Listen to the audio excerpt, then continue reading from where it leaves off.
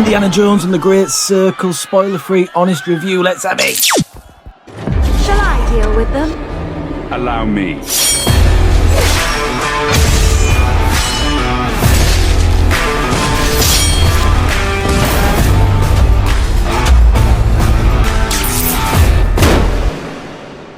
I hate snakes, Chuck! I hate them! Indiana Jones and the Great Circle very much feels like the best Indiana Jones movie I've watched in years. The gameplay loop, the action sequences, voice acting and storytelling all feel grounded within the much beloved and elaborate movie universe of Indiana Jones itself.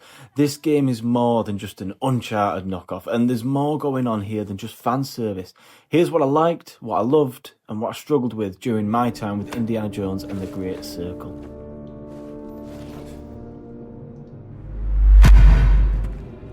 Super Fosca. That's it. Troy Baker, the voice actor for Indy, holds up a stellar performance that can stand up well next to the classic Harrison Ford portrayal of the character. Indy can feel a little cold and stiff through some of the dialogue, but I feel in a lot of ways this is entirely true to who Indiana Jones is. Say, where is this stone fragment? I'd like to take a look. He's no nonsense, intelligent but reserved. He doesn't entertain eccentrics or extroverts for no good reason. These Arabs don't care if we kill each other. They're not going to interfere in our business. And the game is very, very well written overall in saying that. And I get the feeling whoever is behind a lot of those writing credits is a big fan of the original movies, and it shows. Silly, I'm here to help you, damn it. Oh, bloody hell, I thought you sent... Quiet, kid. The first-person camera, although a jarring choice for an Indiana Jones game at first glance, it really does work in its favour. The game is very narrative-heavy, even in its smaller side quests through exposition-style cinematics and with the brief third-person climbing animations using the classic whip, you still get a good look at Indy in all of his glory and silly disguises. I also think this is a great way to distinguish the title from other treasure-hunting adventure games on the market like Tomb Raider or Uncharted. The fist fighting in this game is really well done as well. Both the hand-to-hand combat in the first-person camera remind me of Red Dead Redemption 2. Indy is a little lighter on his feet, but if you've had first-person fistfights and climbed a couple of rooftops in Red Dead 2, imagine a game built around that with the kinks ironed out. That's a lot of how Indiana Jones and the Great Circle feels to play, and I like it a lot.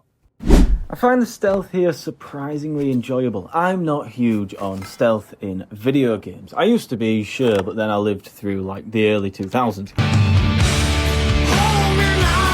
For years it felt like every other major title implemented a mandatory stealth segment just because, no matter how jarring or out of place it felt.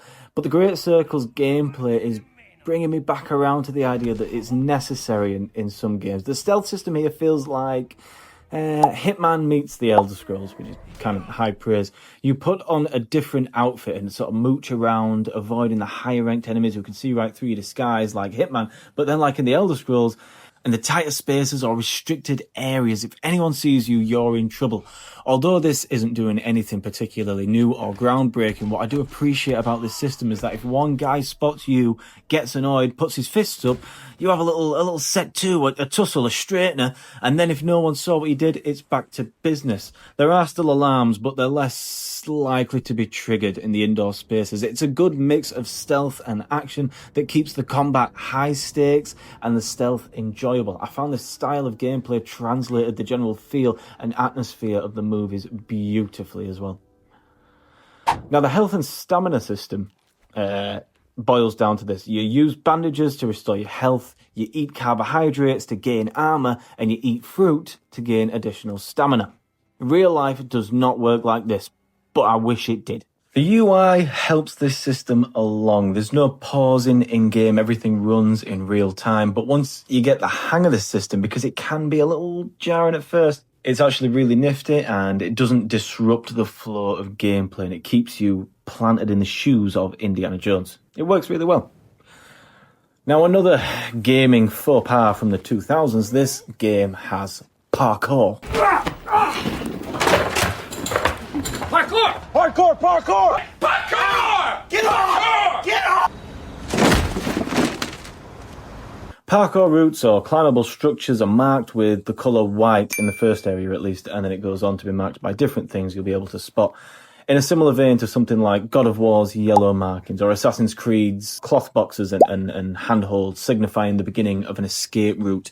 Here, though, I find it an outstanding and cleverly implemented feature. Not once did these markings ever pull me away from the experience or out of my immersion, but they were always visible. The game gives you good variety in how it marks climbable locations.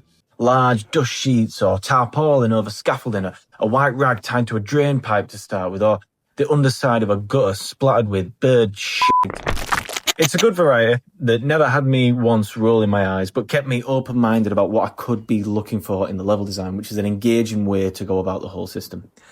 The whip sound effect does not get old. The whip has a lot of utility and will be used both in and outside of combat. It can also be used when you're solving puzzles, which is what you want from the Indiana Jones game. You know, more whip, the better. Performance was really good overall. I did see a crate in a bush, but other than that, I had no issues. The game also runs well on Microsoft Cloud, which I feel like is worth mentioning, and the game is free on Game Pass if you've got the subscription. Overall, I really enjoyed my time with The Great Circle, and I find it difficult to criticise. And I say that as a fan of the franchise, well, at least the first 3 films. Hey, rope! What? Hey, grab the rope!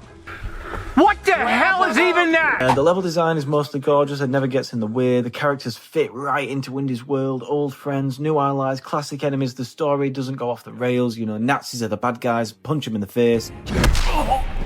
Your companions have bite. The treasures have secrets. There's a lot of good humour sprinkled throughout. It's Indiana Jones through and through. My biggest issue would probably be the open zone structure. The semi-open world the game takes place in. It makes each new area feel almost like a soft reset, which I personally find a little bit exhausting. But that's more of a me problem, really. When I reached the Pyramids of Giza as well, I just had to take a little break. It felt like something we've sort of seen before from Indy, and in my opinion, that should have been saved for a DLC. But that again, that's more of a me problem, really. The game itself holds well, it's well-paced, and it's just a ton of fun. And thankfully, every open zone ends with a light, linear section that I always ended up looking forward to, and they consistently delivered with good action sequences, puzzles that were just the right amount of difficulty, in my opinion. There's also accessibility features that can give you more hints in the game if you do struggle with puzzles, if you don't like them. Yeah, it was just a fun dive into the world of Indiana Jones, and I feel like they've really hit the nail on the head and done something kind of special here.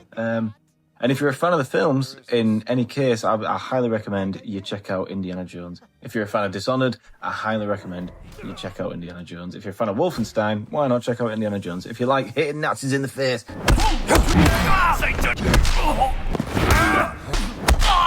check out Indiana Jones. Yeah. So thank you so much if you've made it this far into the video. It really does mean the world to me. I've been Gaming Limbo. I hope you found this entertaining, informative. If you like this style of content, if you like this video at all, be sure to check out the channel.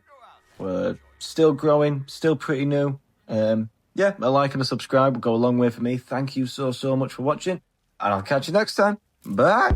Shall I deal with them? Allow me.